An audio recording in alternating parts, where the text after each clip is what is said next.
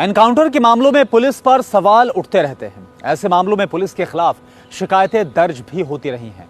गृह मंत्रालय के आंकड़े ये बताते हैं कि 2017 से 2022 के बीच पिछले 5 सालों में देश में 655 एनकाउंटर के मामले सामने आए। आप ये जानिए कि देश के किस राज्य में सबसे ज्यादा एनकाउंटर से मौत के मामले सामने आए हैं। फेक एनकाउंटर रोकने के लिए सुप्रीम कोर्ट को आखिर क्यों बनानी पड़ी है 16 पॉइंट्स की गाइडलाइन। गृह मंत्रालय के आंकड़े ये बताते हैं कि 2017 से 2022 के बीच पिछले 5 सालों में देश में 655 एनकाउंटर के मामले सामने आए।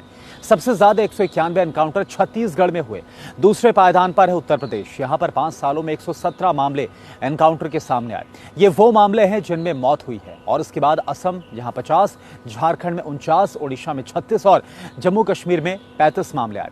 बड़े राज्यों में देखें तो राजस्थान और मध्य प्रदेश ऐसे स्टेट हैं जहां पर एनकाउंटर में मौत के मामले बेहद कम हैं। राजस्थान में 8, मध्य प्रदेश में 13 और पंजाब में 6 मामले सामने आए हैं।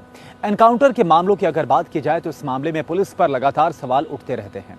ऐसे मामलों में पुलिस के खिलाफ सैकड़ों शिकायतें भी दर्ज होती रही हैं। अकेले राष्ट्रीय मानवाधिकार आयोग ने साल 2000 से लेकर साल 2017 तक के बीच फेक एनकाउंटर के 1782 मामले दर्ज किए हैं।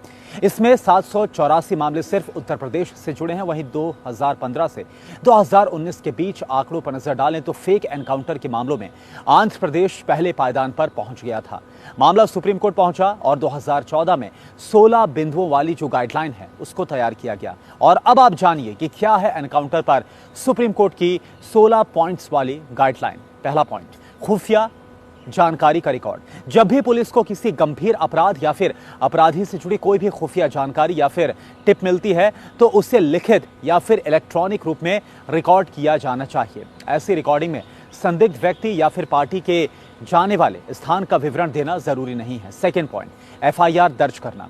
अगर किसी सूचना के आधार पर पुलिस हथियारों का प्रयोग करती है और किसी व्यक्ति की मृत्यु हो जाती है तो उचित आपराधिक जांच शुरू करने के लिए एफआईआर दर्ज की जानी चाहिए और बिना किसी देरी के अदालत को भेजी जानी चाहिए। थर्ड पॉइंट, स्वतंत्र जांच। ऐसी मौत की जांच एक स्वतंत्र सीआईडी टीम या फिर किसी अन्य पुलिस स्टेशन की पुलिस टीम द्वारा वरिष्ठ अधिकारी की देखरेख में की जानी चाहिए। इसमें 8 न्यूनतम जांच की जरूरतों को पूरा करना अनिवार्य होता है, जैसे कि पीड़ित की पहचान करना, साक्ष्य सामग्री को फिर हासिल करना, उसे संरक्षित करना और घटना स्थल के गवाहों की पहचान करना। चौथा पॉइंट क्या है, मजिस्ट्रियल जांच। मुठभेड़ में हुई मौतों के सभी मामलों की अनिवार्य मजिस्ट्रियल जांच होनी चाहिए और इसकी रिपोर्ट न्यायिक मजिस्ट्रेट को भेजी जानी चाहिए। पांचवा पॉइंट, एनएचआरसी को सूचित करना।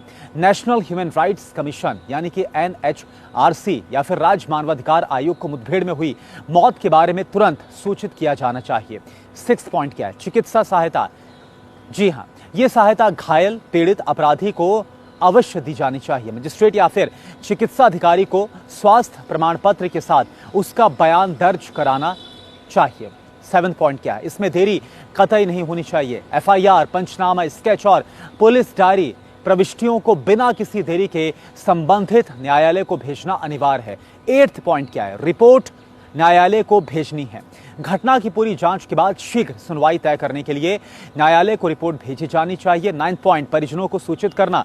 आरोपी अपराधी की मृत्यु के मामले में उसके निकटतम परिजनों को जल्द से जल्द सूचना देनी चाहिए।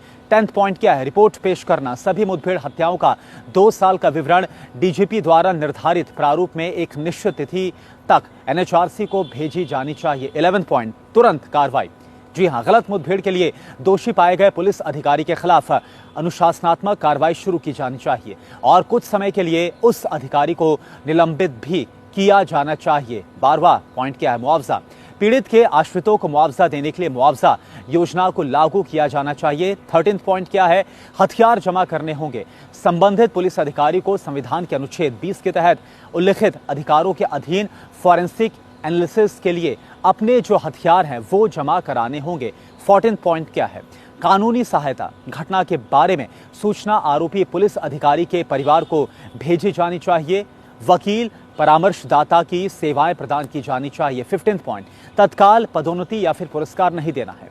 मुठभेड़ में हुई हत्याओं में शामिल अधिकारियों को ऐसी घटनाओं के तुरंत बाद कोई बिना बारी के पदोन्नति या फिर तत्काल वीरता पुरस्कार नहीं दिया जाएगा। और लास्ट 16वां पॉइंट क्या है? शिकायत निवारण। यदि पीड़ित के परिवार को लगता है कि सुप्रीम कोर्ट की गाइडलाइन का पालन नहीं किया गया है तो वो सत्र न्यायाधीश के समक्ष शिकायत भी दर्ज करवा सकता है। संबंधित सत्र न्यायाधीश को शिकायत पर गौर करना चाहिए और उसमें उठाई गई शिकायतों का समाधान करना चाहिए।